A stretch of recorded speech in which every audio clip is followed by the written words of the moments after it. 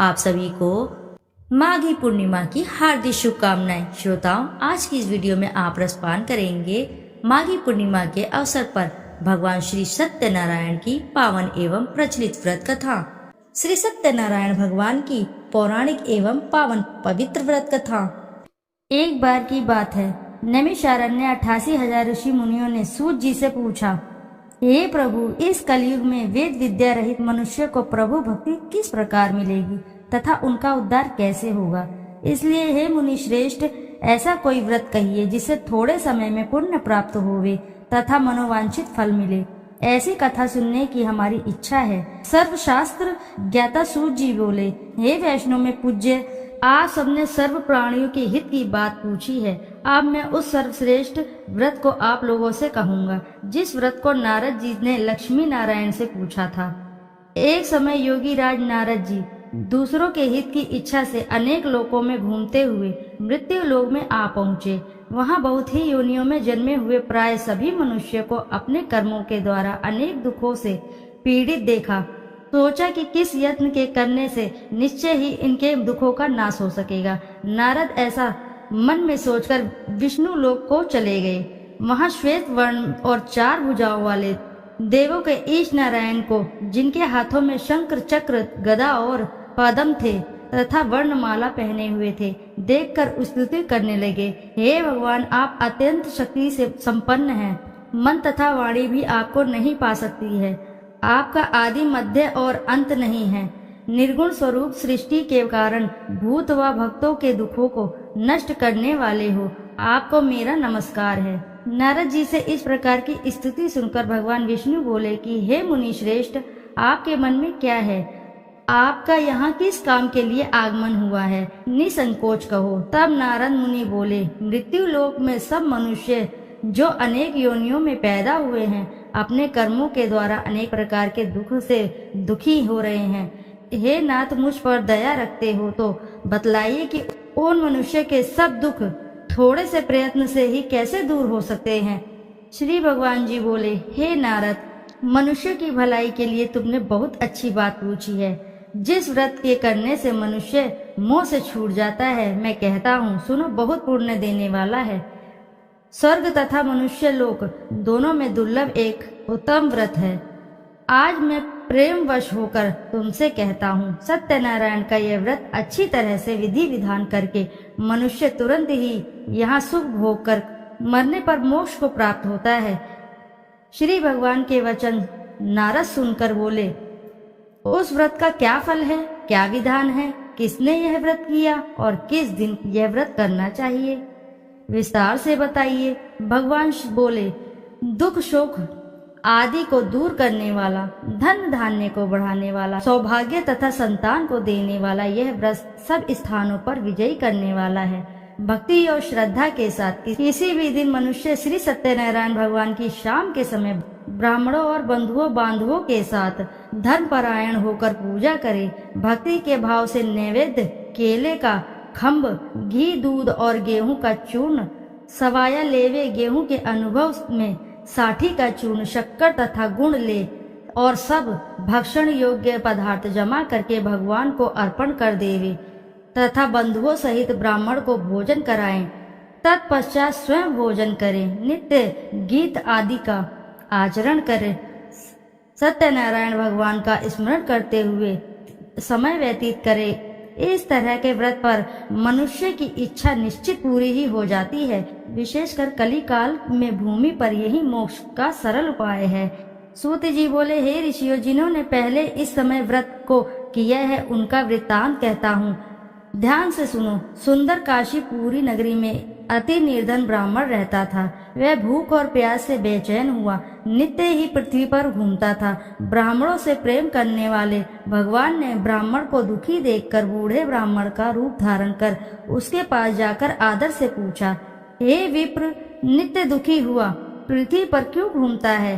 हे श्रेष्ठ ब्राह्मण, यह सब मुझसे कहो, मैं सुनना चाहता हूँ। ब्राह्मण बोला, मैं बहुत निर्धन ब्राह्मण हूँ, भिक्षा के लिए पृथ्वी पर फिरता हूँ। हे भगवान, यदि आप इसका उपाय जानते हो तो कृपा करके कहो।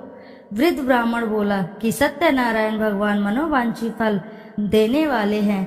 इसलिए हे ब्राह्मण, तू उनका पूजन कर, जिसके करने से मनुष्य के सब दुखों से मुक्त मिलती है। ब्राह्मण को व्रत सारा विधि विधान बतलाकर बूढ़ा ब्राह्मण का रूप धारण करने वाले सत्यनारायण भगवान अंतर्धान हो गए। जिस व्रत को वृद्ध ब्राह्मण ने बतलाया, मैं उसका अवश्य करूंगा, यह निश्चय करने पर उस ब्राह्मण को भी नींद नहीं आई। वह सवेरे उठ गया, सत्यनारायण के व्रत का निश्चय कर भिक्षा के लिए चला।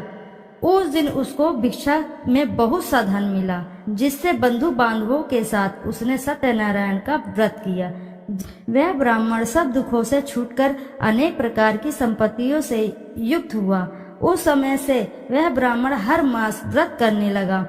इस तरह सत्यनारायण भगवान के व्रत को जो करेगा, सब पापों से छूटकर मोक्ष को प्राप्त होगा।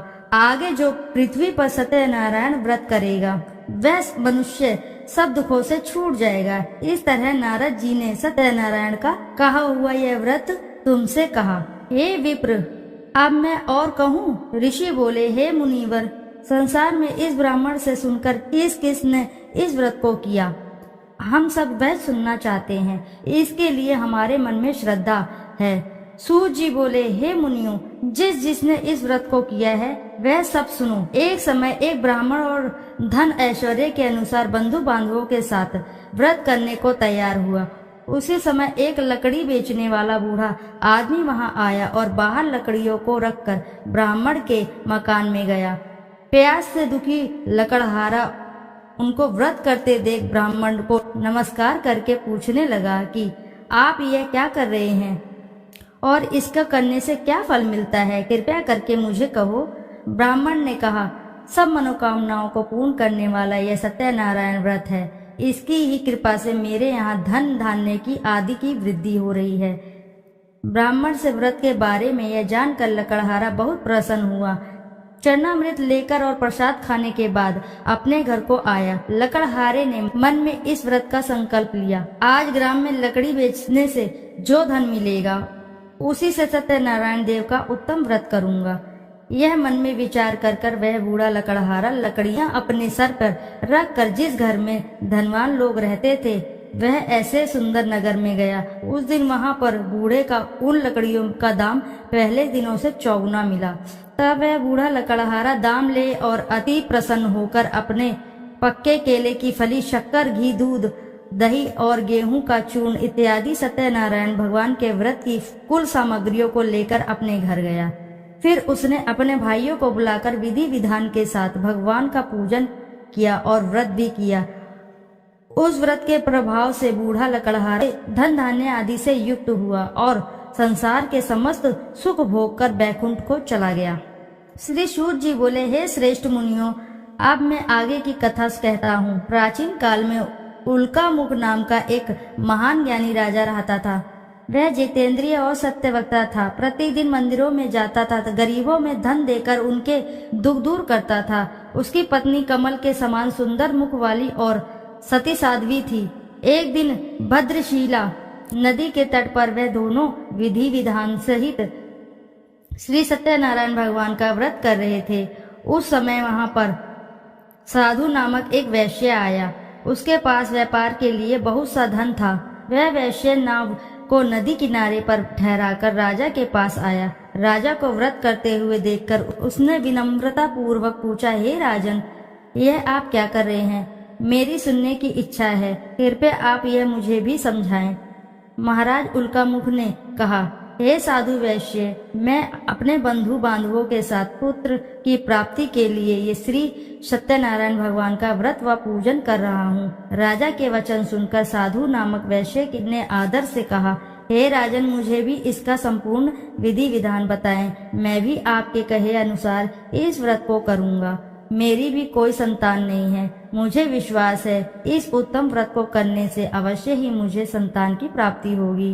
राजा से इस व्रत के सब विधान सुनकर व्यापार से निवृत्त हो वह वैश्य सुखपूर्वक अपने घर आया। उसने अपनी पत्नी को संतान देने वाले उस व्रत के विषय में सुनाया और प्रण लिया कि जब मेरे संतान होगी तब मैं इस व्रत को करूंगा।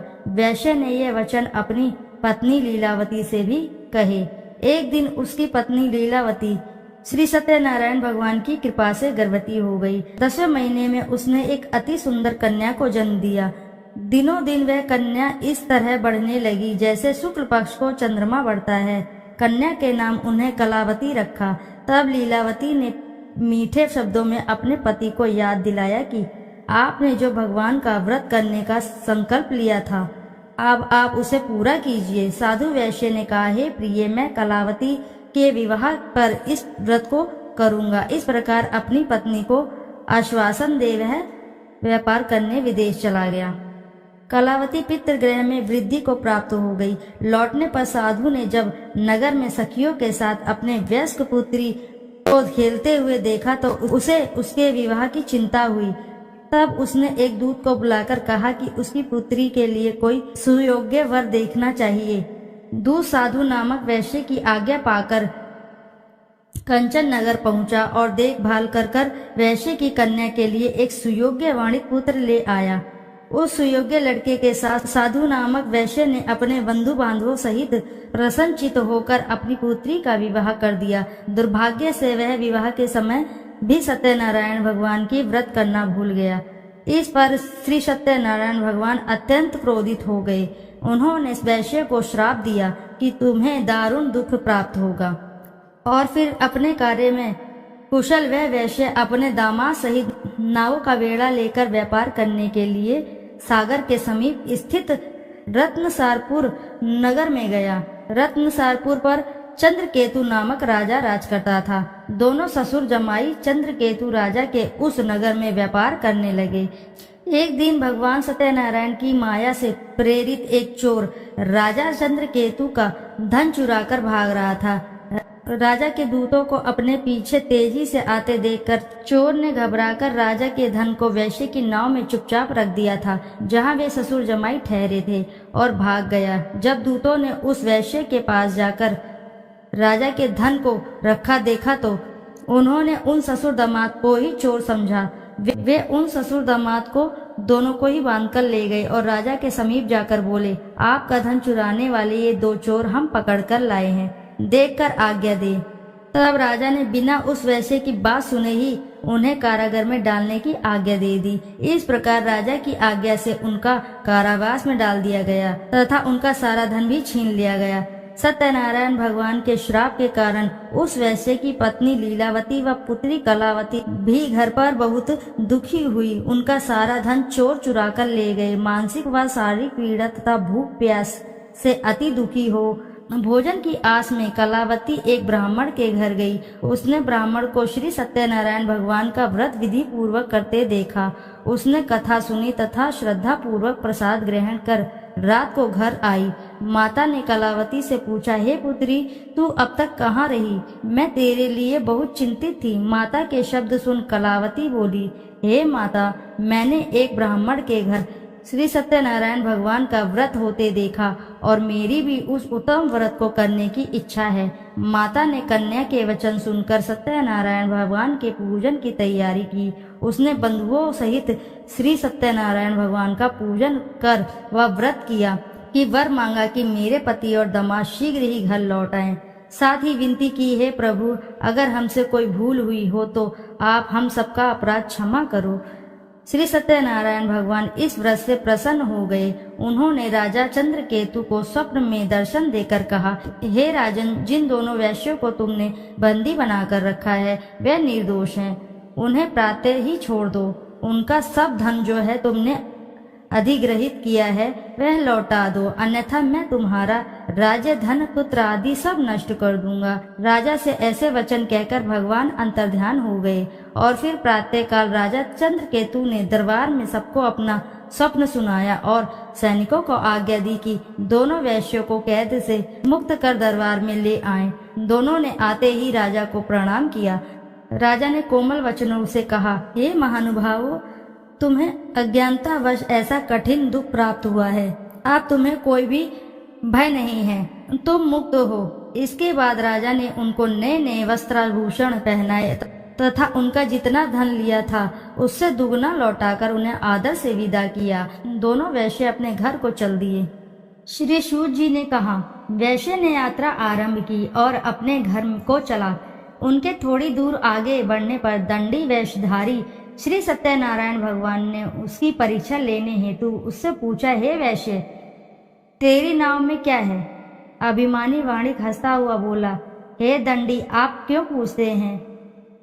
क्या धन लेने की कामना है? मेरे नाव में तो बेल के पत्ते भरे हैं। वैश्य के ऐसे वचन सुनकर दंडी वेशधारी श्री सत्यनारायण भगवान बोले, तुम्हारा वचन सत्य हो। ऐसा कहकर वे वहां से चले गए और कुछ दूर जाकर समुद्र के तट पर बैठ गए। दंडी महाराज के जाने के पश्चात वैश्य ने नित्य क्रिया से निवृत्त होने के बाद नाव को ऊंची उठी देखकर अचंभा किया तथा नाव में बेल पत्ते आदि देखकर मूर्छित हो जमीन पर गिर पड़ा। मूर्छा खुलने पर अति शोक करने लगा। तब उसके दामाद ने कहा, आप शोक न करें, यह दंडी महाराज का श्राप है, अतः हमें उनकी शरण में ही चलना चाहिए, वही हमारे दुखों का अंत करेंगे। दामाद के वचन सुनकर वह वैश्य दंडी भगवान के पास पहुंचा और अत्यंत भक्तिभाव से पश्चाताप करते हुए बोला, मैंने जो आपसे असत्य वचन कहे थे उनके लिए मुझे क्षमा करे। ऐसा कहकर वह शोकातुर होकर रोने लगा। तब दंडी भगवान बोले, हे वाणिक पुत्र, मेरी आज्ञा से ही बार बार तुझे दुख कष्ट प्राप्त हुआ है, तू मेरी पूजा से विमुख हुआ है। तब उस वैश्य ने कहा, हे भगवान, आपकी माया को ब्रह्मा आदि देवता भी नहीं समझ पाते, तब मैं मूर्ख भला कैसे जान सकता हूँ? आप प्रसन्न होइए, मैं अपनी क्षमता अनुसार आपकी पूजा करूँगा। मेरी रक्षा कीजिए और मेरी नौका को पहले के समान धन से परिपूर्ण कर दीजिए। उसके भक्ति से परिपूर्ण वचन सुनकर श्री सत्यनारायण भगवान प्रसन्न हो गए और उसकी इच्छा वर देकर अंतर्धान हो गए। तब ससुर और दामाद दोनों ने नाव पर आकर देखा कि नाव धन से परिपूर्ण है। फिर वह विधि विधान से भगवान सत्यनारायण का पूजा कर साथियों सहित अपने घर को चला। जब वह अपने नगर के निकट पहुंचा तब उसने एक दूत को अपने घर पर भेजा। दूत ने साधु नामक वैश्य के घर जाकर उसकी पत्नी को नमस्कार किया और कहा, आपके पति अपने जमाता के सहित इस नगर के समीप आ रहे हैं। लीलावती और उसकी कन्या कलावती उस समय भगवान का पूजन कर रही थी।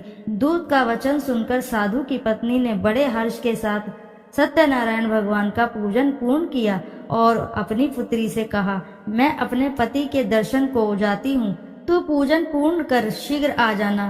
परंतु कलावती पूजन एवं प्रसाद छोड़कर अपने पति के दर्शन को चली गई।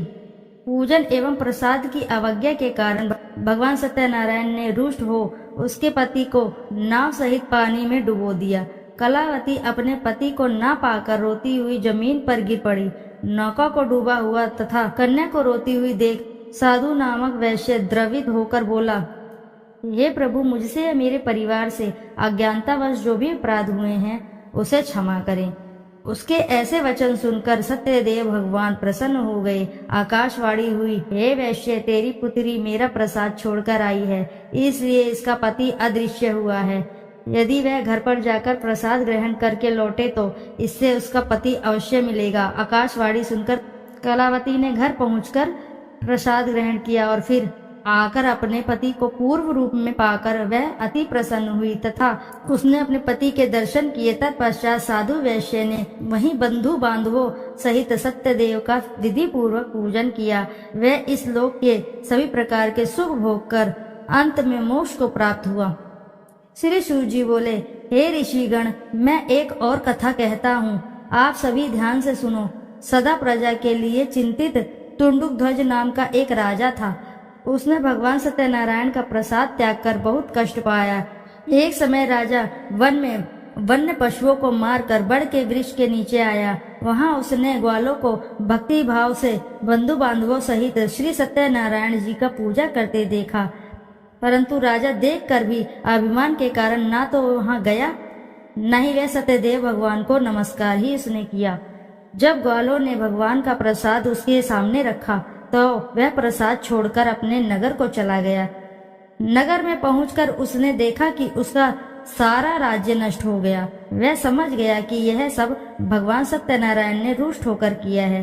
तब वह वन में वापस आया और ग्वालों के समीप जाकर विधि पूर्वक पूजन कर प्रसाद ग्रहण किया। तो सत्यनारायण की कृपा से सब कुछ उसको पहले जैसा ही हो गया और लंबे समय तक सुख भोग कर मरणोपरांत वह मोक्ष को प्राप्त हुआ। जो मनुष्य इस सर्वश्रेष्ठ दुर्लभ व्रत को करेगा, श्री सत्यनारायण भगवान की कृपा से उसे धन धान्य की कोई भी कमी नहीं होगी। निर्धन धनी और बंदी बंधनों से मुक्त होकर निर्भय हो जाता है। संतानहीन को प्रसंतान प्राप्त होती है तथा सब इच्छाएं पूर्ण होती हैं। अंत में वह वैकुंठ धाम को जाता है। अब उनके बारे में भी जानिए जिन्होंने पहले से इस व्रत को किया है। अब उनके दूसरे जन्म की कथा भी सुनिए। शतानंद नामक वृद्ध ब्राह्मण ने सुदामा के रूप में जन्म लेकर श्री कृष्ण की भक्ति एवं सेवा कर वैकुंठ प्राप्त किया। उल्का मुख नामक राजा दशरथ बने और श्री रंगनाथ का पूजन कर मोक्ष को प्राप्त हुए। साधु नाम के वैश्य ने धर्मात्मा व सत्य प्रतिज्ञ राजा मोरध्वज बनकर अपने पुत्र को आरे से चीर कर वैकुंठ धाम प्राप्त किया। महाराज टुंडुध्वज स्वयंभू मनु बने। उन्होंने बहुत से लोगों को भगवान की भक्ति में लीन कराकर वैकुंठ धाम प्राप्त किया। लकड़हारा अगले जन्म में गुह नामक निषाद राजा बना, जिसने राम के चरणों की सेवा कर अपने सभी जन्मों को संवार लिया। बोलो जय श्री हरि, जय सत्यनारायण भगवान की जय। तो आइए प्रिय भक्तगणों, अब करते हैं श्री सत्यनारायण जी की आरती। जय लक्ष्मी रमणा, जय श्री लक्ष्मी रमणा, सत्यनारायण स्वामी जन पातक हरणा। जय लक्ष्मी रमणा, रत्न जड़ित सिंहासन अद्भुत छवि राजे, नारद करत निराजन घंटा ध्वनि बाजे।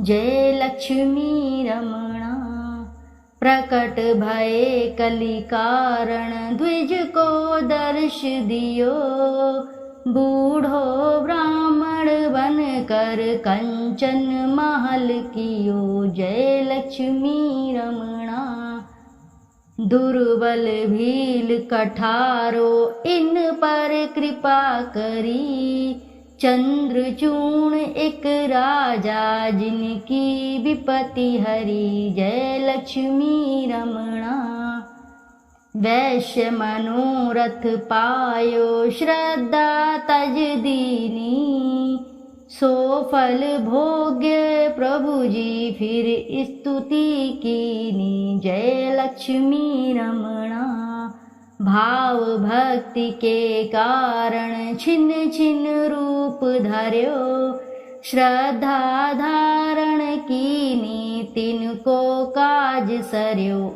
जय लक्ष्मी रमणा, ग्वाल बाल संग राजा वन में भक्ति करी, मन वांछित फल दीनो दीन दयाल हरि। जय लक्ष्मी रमणा, चढ़त प्रसाद सवाया कदली फल मेवा, धूप दीप तुलसी से राजी सत्यदेव। जय लक्ष्मी रमणा, श्री सत्यनारायण जी की आरती जो कोई नर गावे, कहत शिवानंद स्वामी मन वांछित फल पावे। जय लक्ष्मी रमणा।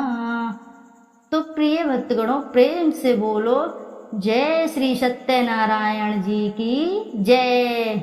यदि आपको कथा अच्छी लगी है तो वीडियो जरूर लाइक करें, साथ ही चैनल को सब्सक्राइब करें। एक बार अपनी सच्ची श्रद्धा से कमेंट बॉक्स में जरूर लिख दें जय श्री सत्यनारायण जी की जय। फिर मिलते हैं आपसे ऐसी ही किसी कथा कहानी में। जब तक के लिए नमस्कार।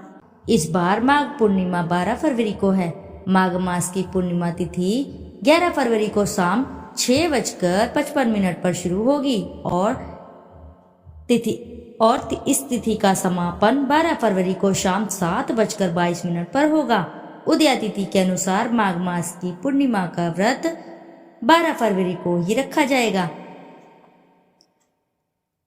पूर्णिमा के अवसर पर आइए रसपान करते हैं पूर्णिमा की पावन एवं पौराणिक व्रत कथा।